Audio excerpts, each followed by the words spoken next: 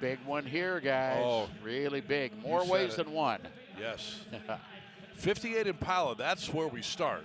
58 Impala convertible. Well, and then look at the first thing we see is air conditioning. Yes, right there in the middle of your screen. The second thing we see is that big dual snorkel air cleaner. Below that are 3 two-barrel carburetor setups. That's the super turbo thrust. That's 280 horsepower, 348 cubic inches. But a manual 3-speed transmission. How's that for unusual?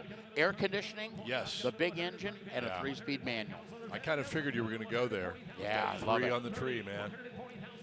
Tritone interior, Wow. so distinctive and popular as a styling theme during this time period.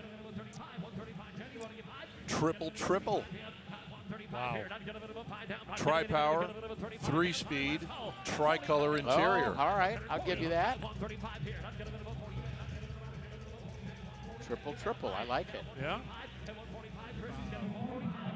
140 is the bid. Continental kit, 145. rear wheel skirts.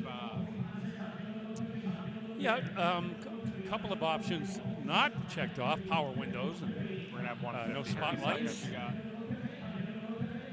Was the Continental kit standard here? Or was it an option? No. Option. Doesn't have the reflector for your traffic light. Oh, You right, see those every right. now and then.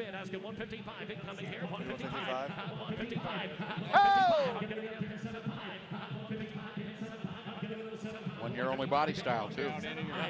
Yeah. All right. They got really crazy in 59.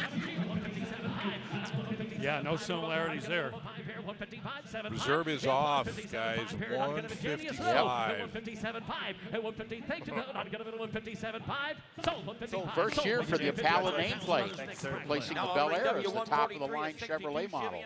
The Bel Air in 58 moved down one little notch. 40 cubic inch big block V8, 5-speed with power steering.